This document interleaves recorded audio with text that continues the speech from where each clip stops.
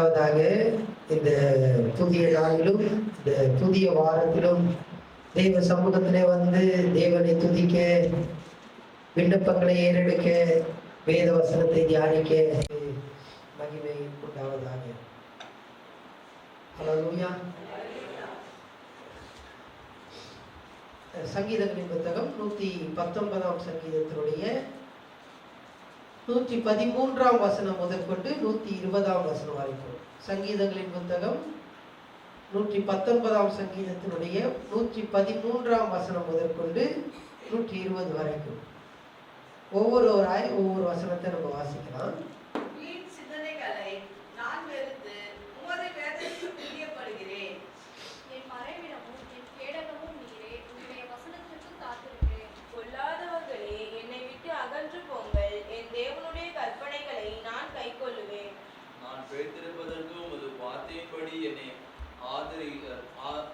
ஆதரித்தருளும் என் நம்பிக்கை விருதாவாய் போக என்னை வெட்கத்திற்கு உட்படுத்தாதேயும்.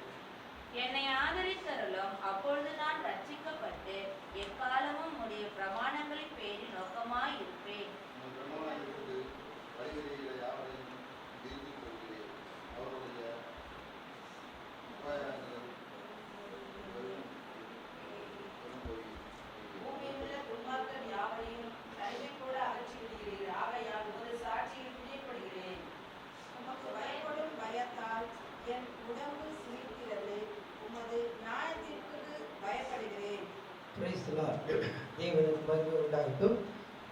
இந்த சங்கீதமானது நம் அனைவரும் நன்றாக அறிந்த பிரகாரமாக வேத வசனங்களை குறித்து சொல்லப்பட்டதான சங்கீதமாய் காணப்படுகிறது.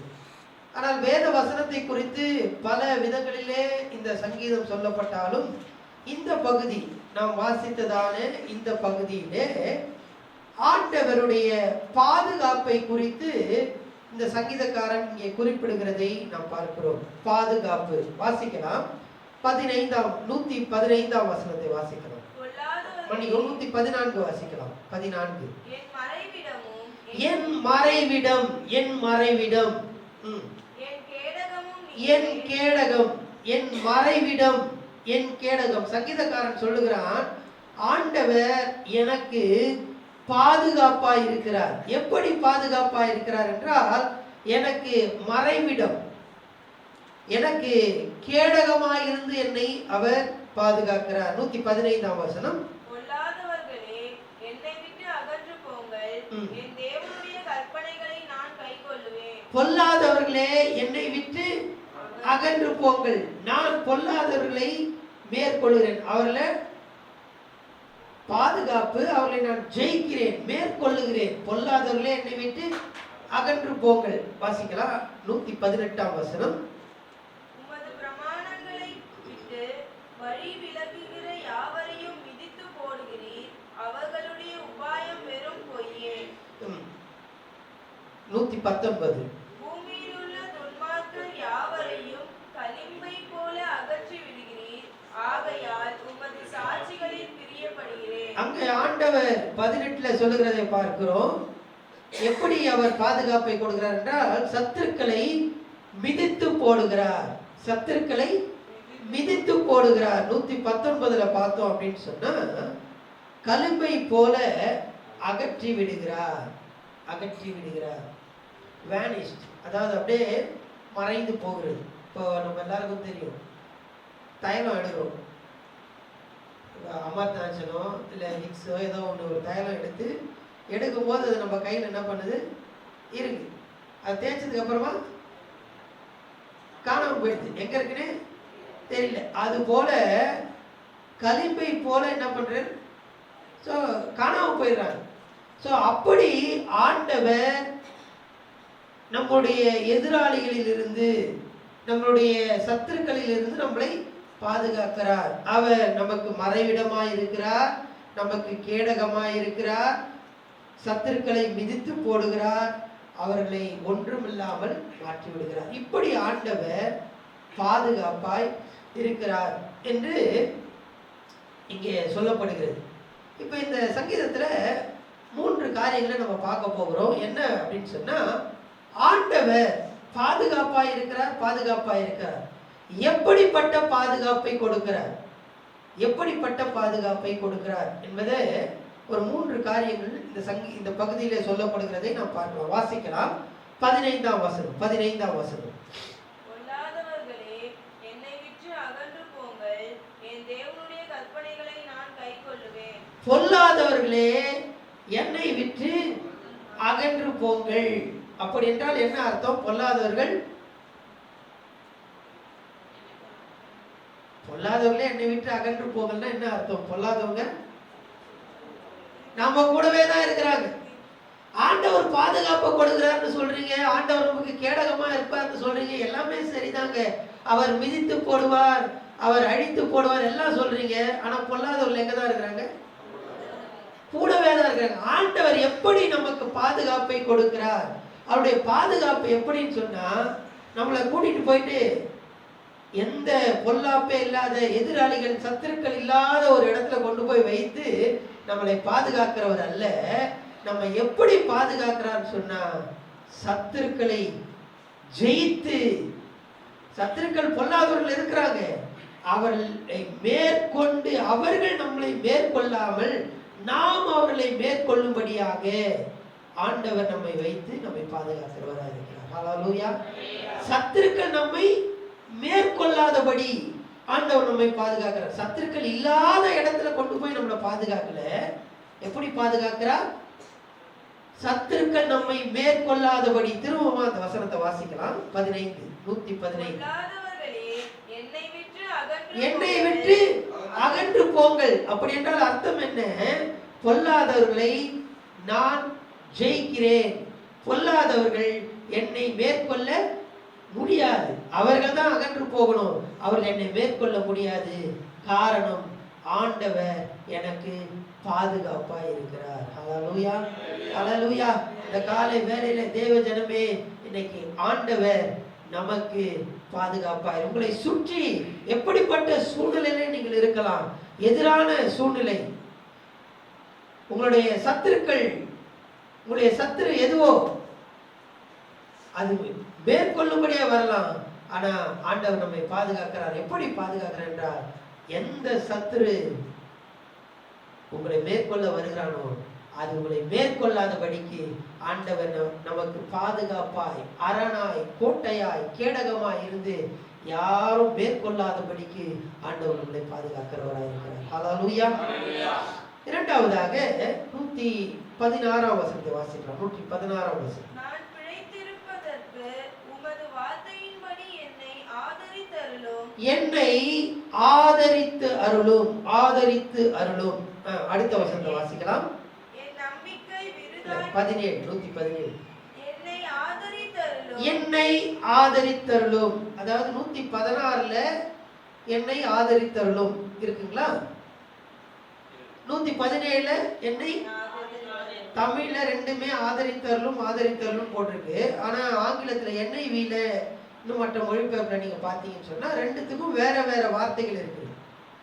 இதனுடைய அர்த்தம் என்ன அப்படின்னு சொன்னா, ஆண்டவர் முதலாவதாக எதிரிகள் நம்மை மேற்கொள்ளாதபடிக்கு நம்மை பாதுகாக்கிறார். இரண்டாவதாக இந்த ஆதரிக்கிறார் என்ற வார்த்தைக்கு நீங்க அங்க NIV-ல என்ன போடப்பட்டிருக்கு அப்படின்னு சொன்னா, சஸ்டெயின், சஸ்டெயின் என்ற வார்த்தையை அங்க பயன்படுத்துகிறாங்க. சஸ்டெயின் அப்படின்னா என்ன அர்த்தம்னா, தாங்குவது. எனக்கு நான் தளர்ந்து போகிறேன், நான் மேற்கொள்ள முடியாதபடிக்கு, நான் வெற்றி பெற முடியாதபடிக்கு நான் போராடி அதை மேற்கொள்ளணும்னு நினைக்கிறேன், ஜெயிக்கணும்னு நினைக்கிறேன். அந்த நேரத்தில் எனக்கு என்ன வருது? ஒரு தளர்ச்சி, ஒரு சோர்வு வருகிறது. அந்த நேரத்தில் நான் தளர்ந்து போகிறதான நேரத்தில் தாங்கி ஆண்டவர் பிடிக்கிறார். ஹல்லேலூயா. அதான் சஸ்டெயின். யோசுவா கீழே யுத்தம் பண்ணி கொண்டு இருக்கிறார். அப்பொழுது மோசேயும் ஆரோனும் ஊரும் மேலே மலைக்கு மேலே போகிறார்கள். அப்பொழுது மோசேயினுடைய கைகள் மேலே ஏறெடுக்கப்பட்டு கொண்டிருக்கிறது. அப்படி இருக்கிற நேரத்துல கீழே அமலேக்கியரோட யுத்தம். அந்த நேரத்தில் பார்த்தீங்கன்னா மோசேயினுடைய கரங்கள் தளர்ந்து போகிறது. அப்போ 2 பேரும் என்ன பண்ணாங்கன்னா, மோசேயை கொண்டு வந்து ஒரு இடத்துல உட்கார வச்சுட்டு அவரோட கரத்தை என்ன பண்ணாங்க, தாங்கினாங்க. ஸோ அமலேக்கியரோடு யுத்தம் நடந்து கொண்டு இருக்கிறது. அந்த கரம் கீழே இறங்கும் போது என்ன நடக்குது, அமலேக்கியர் ஜெயிக்கிறாங்க. அந்த நேரத்துல தாங்கி, அதான் சஸ்டெயின். ஆண்டவர் நம்மை பாதுகாக்கிறார். அந்த இடத்துல பாத்தீங்கன்னா அமலேக்கியர் இடத்துல வெற்றி உண்டாயிற்று. அங்கதான் யெகோவா நிசி என்று நம்ம பார்க்கிறோம். ஜெய கொடியா இருக்கிறார், உடன்படிக்கையின் இடமாய் அது மாறினது என்றெல்லாம் நம்ம அந்த இடத்துல நம்ம பார்க்கிறோம். அந்த இடத்துல ஆண்டவர் அந்த ஆரோனும் ஊரும் என்ன பண்ணாங்கன்னா தாங்கி பிடித்தார்கள். அதே போலதான் ஆண்டவர் நம்மை பாதுகாக்கிறார். எப்படி பாதுகாக்கிறார் என்றால், எதிரிகள் மேற்கொள்ளாதபடிக்கு பாதுகாக்கிறார். இரண்டாவதாக அவர் நம்மை தாங்கி பிடித்து எதிரிகள் நம்மை மேற்கொள்ளாதபடிக்கு நமக்கு பாதுகாப்பை கொடுக்கிறார். ஹல்லேலூயா. ஒரு வசனத்தை வாசிக்கலாம். சங்கீதங்களின் புத்தகம் 37ஆம் சங்கீதத்துடைய 17ஆம் வசனம். சங்கீதங்களின் புத்தகம் 37:17.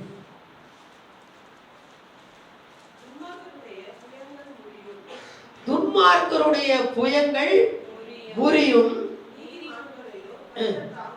நீதிமான்களையோ கர்த்தர் தாங்குகிறார். அவர்களுடைய புயம், அவங்க என்னதான் முயற்சி பண்ணாலும் அந்த புயத்தை ஆண்டவர் முறித்து போட்டு யாருடைய புயத்தை தாங்கி பிடிக்கிறார், நீதிமான்களுடைய புயத்தை அவர் அந்த இடத்துல என்ன பண்றார், தளர்ந்து போகிறதான நேரத்துல தாங்கி பிடித்து நமக்கு பாதுகாப்பை கொடுக்க தேவன் வல்லவராக இருக்கிறார். ஹல்லேலூயா, ஹல்லேலூயா.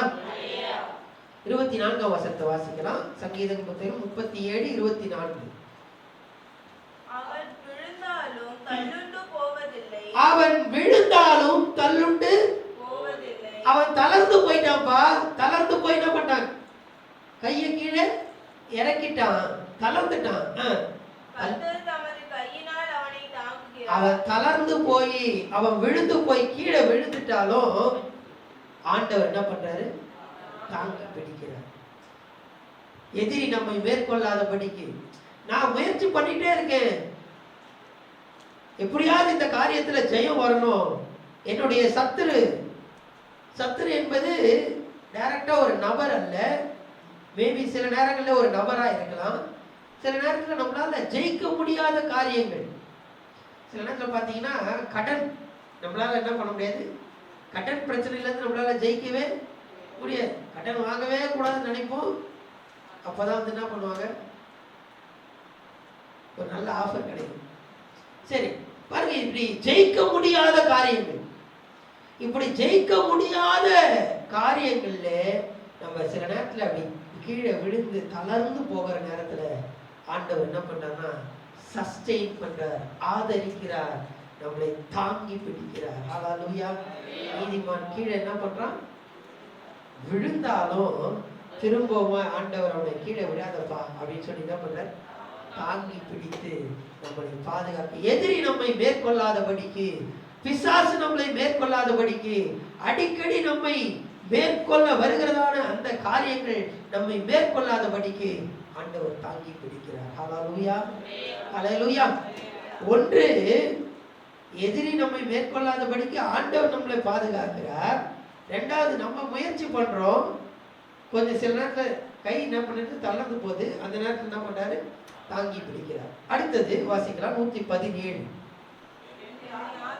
என்னை ஆதரித்தருளும். ஆங்கிலத்தில் நீங்க பாத்தீங்க அப்படின்னு சொன்னா uphold அப்படின்னு போடப்பட்டிருக்கு. எப்படி என்ன போடப்பட்டிருக்கு, uphold. uphold அப்படின்னா நிலை நிறுத்துகிறார். என்ன பண்றாரு, நிலை நிறுத்துகிறார். கீழே விழுந்துட்டேன் நான், ஆனாலும் என்னை திரும்ப எடுத்து என்ன பண்றார், நிலை நிறுத்துகிறார். இந்த வார்த்தை எந்த இடத்துல மூல மொழியில பயன்படுத்தப்படுகிறது என்றால், ஒரு வசனத்தை வாசிக்கலாம். ஆதியாகமத்தின் புத்தகம் 18ஆம் அதிகாரம். ஆதியாகமத்தின் புத்தகம் 18ஆம் அதிகாரத்துடைய 15ஆம் வசனத்துல அது சொல்லப்படுகிறது. 15 வாசிக்கலாம். சாராள் பயந்து நகைக்கவில்லை என்று மறுத்தாள். அதற்கு அவர், இல்லை, நீ ஆண்டவர் சொல்றார், நீ நகைத்தாய்.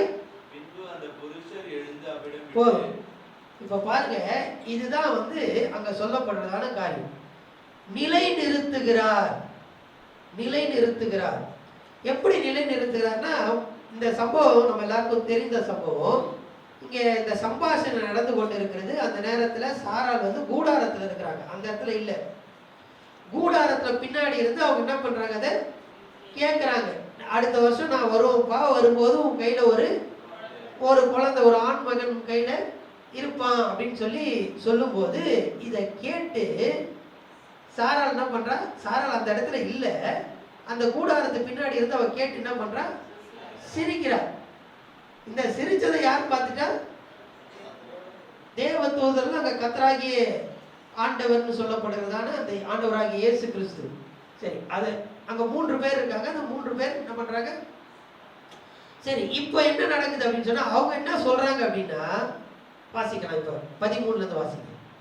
அப்பொழுது கர்த்தர் ஆபிரகாமை நோக்கி, சாராள் நகைத்து, நான் கிழவியாய் இருக்க பிள்ளை பெறுவது ஐயோ என்று சொல்வானே, கர்த்தரால் ஆகாத காரியம் உண்டோ? கர்த்தரால் ஆகாத காரியம் உண்டோ?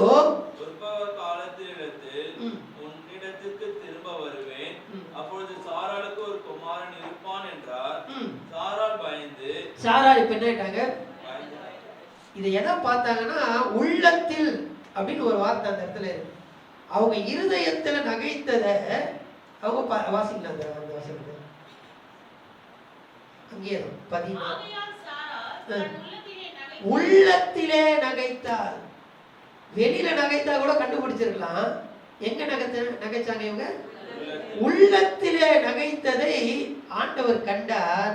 கண்டு அவர் என்ன பண்ணல, கண்டம் பண்ணல. நான் உனக்கு வாக்குத்தத்தத்தை கொடுக்குறேன், நீ என்ன பண்ணல, இதை ஏத்துக்கல, அதனால இனி உனக்கு பிள்ளை பிறக்காது அப்படின்னு அவர் சொல்லல. அவர் என்ன சொல்றாருன்னா, நீ கண்டிப்பா சிரிச்ச. அவங்க என்ன பயந்துட்டு என்ன பண்றாங்க, இல்ல இல்ல நான் சிரிக்கவே இல்லை அப்படின்னு சொல்றாங்க. ஆண்டவர் என்ன சொல்றாரு அப்படின்னா, நிலை நிறுத்துகிறார். திரும்பவுமாக நீ நகைச்சமா, நீ தோத்து போயிட்ட, நீ விழுந்துட்ட, ஆனாலும் நான் உன்னை திரும்பவும் உன்னை என்ன பண்றேன், நிலை நிறுத்துகிறேன். ஹல்லேலூயா. அதுதான் அந்த வார்த்தை தான் இந்த இடத்துல பயன்படுத்தப்படுகிறது. ஆதரித்தருளும். நான் செய்துட்டேன், வாக்கு தத்தத்தை விசுவாசிக்கல, வாக்கு தத்தத்தை கேள்வி கேட்டுட்டேன், நம்பல, உமக்கு எதிராக கிரியை செய்துட்டேன், பரவாயில்ல நீ அப்படிதான் செய்த, ஆனாலும் திரும்ப நான் என்ன பண்றேன், நிலை நிறுத்துகிறேன். உன்னை நான் கரத்தினால எடுத்து திரும்பவுமாய் நான் உன்னை அப்போல்ட் பண்றேன், உன்னை நான் அரவணைக்கிறேன், உன்னை திரும்பவுமாக நிலை நிறுத்துகிறேன். ஆண்டவர் எப்படி நம்மை பாதுகாக்கிறார், எதிரிகளிடமிருந்து, சத்துருக்களிடமிருந்து, நம்மளுடைய பொல்லாதவர்களிடத்திலிருந்து எப்படி நம்மை பாதுகாக்கிறார் என்றால், சத்துரு மேற்கொள்ளாதபடி பாதுகாக்கிறார்.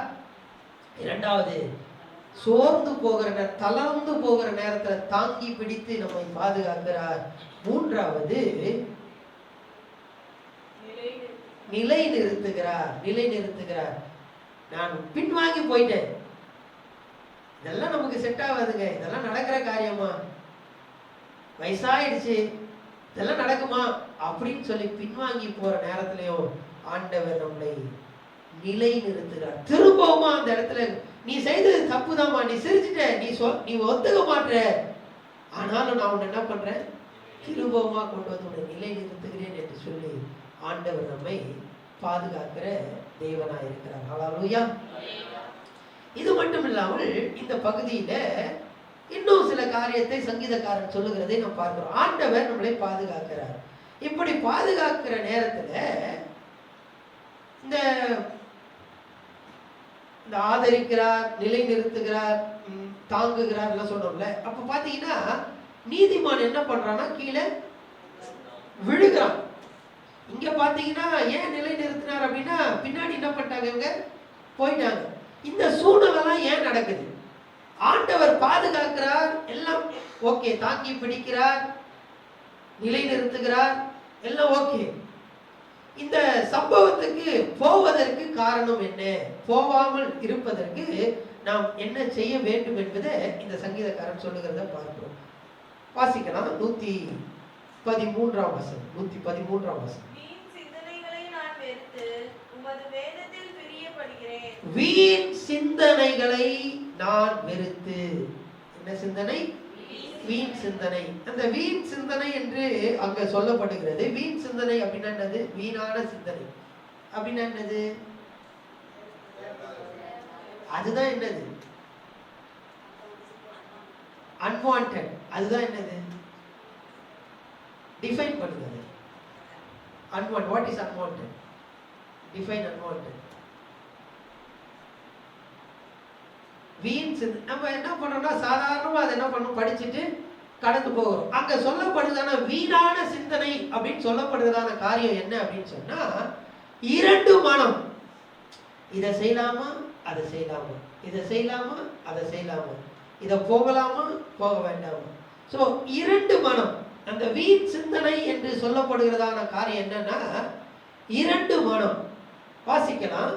1 ராஜாக்களின் புத்தகம் 18ஆம் அதிகாரம். 1 ராஜாக்கள் 18:21. 1 ராஜாக்கள் 18:21.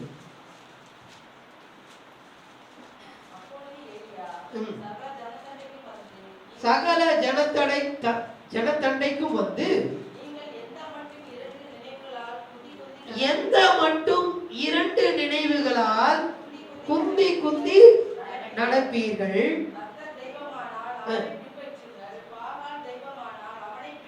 ஒண்ணு இந்த பக்கம் வாங்க, இல்ல அந்த பக்கம் ஏதாவது ஒண்ணு. கடைசி வரைக்குமே முடிவெடுக்க முடியல. இதை பண்ணலாமா அதை பண்ணலாமா அதை பண்ணலாமா, அவங்க இப்படி சொல்றாங்க இவங்க இப்படி சொல்றாங்க இவங்க இப்படி சொல்றாங்க, இப்படி இதை பண்ணா இப்படி நடக்கும் அதை பண்ணா அப்படி நடக்கும். இதையே நம்ம சொல்லிட்டு இருக்கோமே கண்டி. ரெண்டு மனம் உள்ளவர்களாய் நாம். இதுதான் வீண் சிந்தை என்று சொல்லப்படுகிறது. ஆண்டவர் நமக்கு நம்ம எப்படி நடத்துகிறார் என்றால் தெளிந்த தண்ணீர் அண்டை நம்மை நடத்துகிறார். 23ஆம் சங்கீதம் எல்லாருக்கும் நல்லா தெரியும், எடுத்து வாசிக்க வேண்டாம். அவர் என்ன பண்றாருன்னா ஸ்டில் வாட்டர்ஸ், அமர்ந்த தண்ணீர் அண்டையில் நம்மை கொண்டு போய் விடுகிறார். ஆர்ப்பரிக்கிற தண்ணீர் அல்ல. ஆர்ப்பரிக்கிற தண்ணியில போய் நம்ம கையை வச்சோம்னா ஒரு சொட்டு கூட நம்ம கையில நிக்காது. தண்ணி அப்படியே கொட்டுகிறதான ஆர்ப்பரித்து கொட்டுகிறதான தண்ணியில கையை வச்சோம்னா கொஞ்சம் கூட கையில நிக்காது, எல்லாம் தெரிச்சு போயிடும். அப்படிப்பட்ட இடத்துல ஆண்டவர் கொண்டு போய் நிக்கல. ஆண்டவர் எப்படி நம்மளை நடத்துகிறார் என்றால் அமர்ந்த தண்ணி, தெளிவான ஒரு பாதை.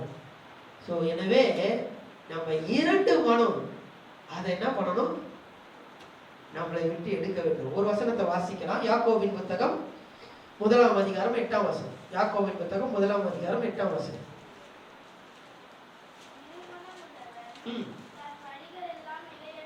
இரண்டு மனம் உள்ளவன் தன் வழிகளில் எல்லாம் நிலையற்று இருக்கிறான். எந்த ஒரு காரியத்தையும் அவனால செய்ய முடியாது. 4ஆம் அதிகாரம் 8ஆம் வசனம். யாக்கோபு 4:8. தேவனிடத்தில் சேருங்கள், அப்பொழுது அவர் உங்களிடத்தில் சேருவார். பாவிகளே, உங்கள் கைகளை சுத்திகரியுங்கள். இருமனம் உள்ளவர்களே உங்கள் இருதயங்களை பரிசுத்தமாக்குங்கள். ரெண்டு மனசு இருந்ததுன்னா வாழ்க்கையில எதுவுமே செய்ய. இருமனம் உள்ளவர்கள் தன் வழிகளில் எல்லாம் நிலையற்று இருக்கிறாங்க. அவன் வாழ்க்கையில கடைசி வரைக்கும் எதுவுமே உருப்படியா செய்ய முடியாது. ஆண்டவர் நம்மை பாதுகாக்கிறார். எதுல இருந்து அப்படின்னு சொன்னா இந்த ரெண்டு மனது இருக்கு பார்த்தீங்களா. இந்த ரெண்டு மனசுல இருந்தீங்கன்னா நீங்க கீழே என்ன பண்ணிடுவீங்க, எதிரிய மேற்கொள்ளான்னு வருவீங்க, கீழே விழுந்துருவீங்க. அந்த நேரத்தில் ஆண்டவர் தாங்கி பிடிப்பார், ஆண்டவர் உங்களை நிலை நிறுத்துவார். ஆனா நம்ம எடுக்க வேண்டிய காரியம் என்னன்னா, இந்த வீண் சிந்தனையை நான் வெறுக்க வேண்டும். இந்த இரண்டு மனம் உள்ள அந்த காரியத்தை, சிந்தனையை நான் எடுத்து போட வேண்டியது அவசியம். இரண்டாவதாக வாசிக்கலாம் 118ஆம் வசனம். 118 வேகமா வாசிக்கலாம், நேரம் இல்லை.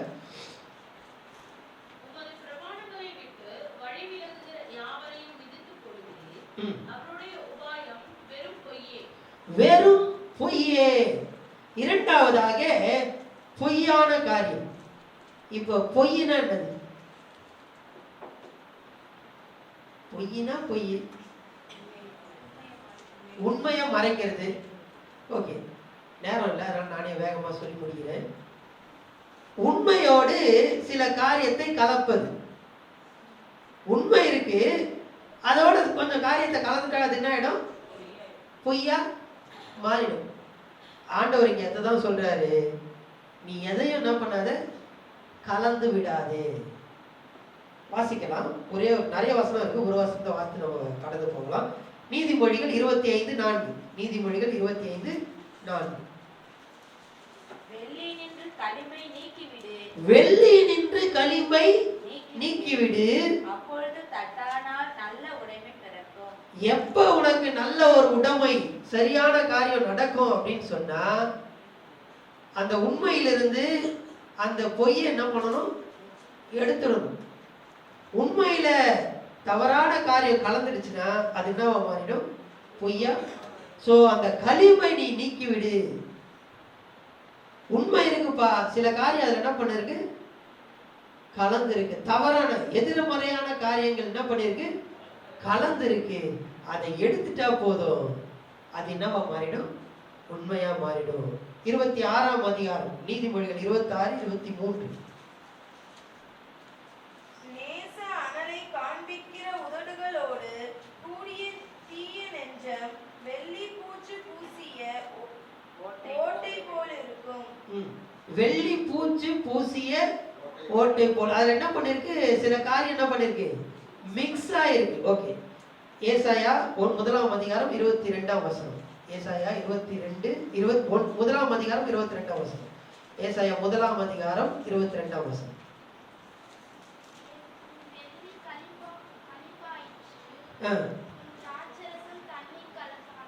திராட்சை ரசம் என்னவா மாறிடுச்சு? என்னவா இருக்கு? அதுல தண்ணினா இருக்கு, கலந்து இருக்கு. இன்றைக்கு நிறைய வசனங்கள் இருக்கு, வாசிக்க வேண்டாம். 25ஆம் வசனம் குறித்து வைத்துக் கொள்ளுங்கள், வாசிக்க வேண்டாம். நம்ம உண்மையோடு பல காரியத்தை நம்ம என்ன பண்றோம்? கலந்து விடுகிறோம். அப்படி கலக்கும் போது ரொம்ப ரொம்ப கவனமா இருக்கணும், நம்ம தோத்து விடுவோம். உண்மையை மாத்திரம் நம்ம அங்க சொல்றாங்க, அது வெறும் அவர்களுடைய உபாயம், வெறும் பொய்யே. அந்த பொய் நம்மளிடத்திலிருந்து நீக்கப்படும் போது அங்க உண்மை இருக்கும். ஆண்டவர் நம்மை நிலைநிறுத்தி நம்மை தாங்க அவர் வல்லவராயிருக்கிறார். ஹல்லேலூயா. அடுத்தபடியாக 120ஆம் வசனத்தை வாசித்து நம்ம முடிக்கலாம். 120. உமக்கு பயப்படும் பயத்தால் என் உடம்பு சிலிர்க்கிறது. பயம். மூன்றாவதாக பயம். இது எல்லாமே உணர்வுகள் சம்பந்தப்பட்டதான காரியம். இந்த 3 காரியங்கள். 1 வீண் சிந்தனை, பொய், பயம். இந்த பயம் ஆண்டவருக்கு பயப்படுகிற பயம் நமக்கு தேவை. ஆண்டவருக்கு பயப்படுகிற பயம் மாத்திரம் இருந்தா போதும். இந்த உலகத்துல எதுக்கும் நம்ம வேண்டாம், பயப்பட வேண்டாம். ஆண்டவருக்கு பயப்படுகிற பயம் இந்த உலகத்துல இருக்கிற எல்லா பயத்தையும் புறம்பே தள்ளும். அல்லேலூயா. ஆண்டவருக்கு மாத்திரம் நம்ம பயப்படுவோம். அந்த பயமானது இந்த உலகத்துல நமக்கு வருகிறதான பொல்லாதவர்களை பார்த்து, நமக்கு எதிராளிகளை பார்த்து நமக்கு பயம் வருதா? அந்த பயத்தை எல்லாம் புறம்பே தள்ளி ஆண்டவர் நம்மை பாதுகாக்க அவர் வல்லவராயிருக்கிறார். ஹல்லேலூயா. எல்லாம் அப்படியே முழங்கால் படிட்டு கண்களை மூடி கர்த்தரை நோக்கி நம்ம பார்க்கலாம்.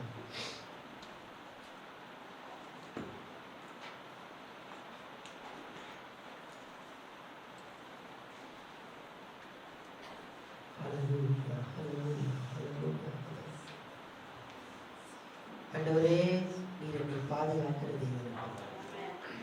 எதிராளிகள் என்னை மேற்கொள்ளாதபடிக்கு என்னை பாதுகாக்கிறது. எங்களை தாங்கி பிடித்து எங்களை பாதுகாக்கிறது. எங்களை நிலைநிறுத்தி எங்களை பாதுகாக்கிறது. ஸ்தோத்திரம், ஸ்தோத்திரம், ஸ்தோத்திரம்.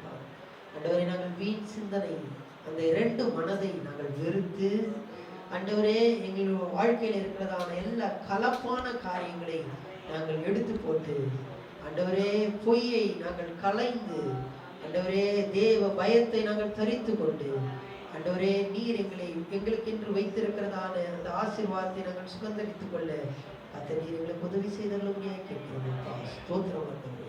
ஹல்லேலூயா. பரலோக பிதாவே, துதிக்கிறோம்.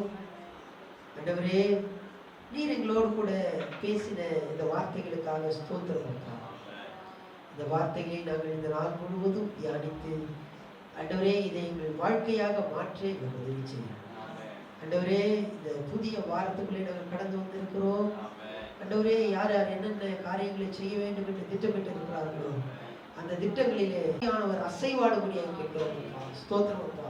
அந்த காரியங்கள் எல்லாம் செவனே செய்து முடிக்க நீர் அவர்களுக்கு தேவையான கிருபையும் பலத்தையும் ஞானத்தையும் பாதுகாப்பையும் வழி நடத்தலையும் கத்தனை கட்டளையிட கேட்கிறோம். தேவ ஜனத்தை ஆசீர்வதி. அல்லேலூயா. ஆண்டவரே இந்த நாள் உண்மை இன்னும் ஆண்டவரே அனுபவிக்கிற ஒரு நாளாக கத்தனை மாற்றியருளும்படியாக கேட்கிறோம். கிருபைக்குள்ளாகவும் எல்லா துதிகனமும் மக்கீனங்கள் செலுத்துகிறோம். இரட்சகர் இயேசுவின் பொழுது மக்கீனம் பிதாவே.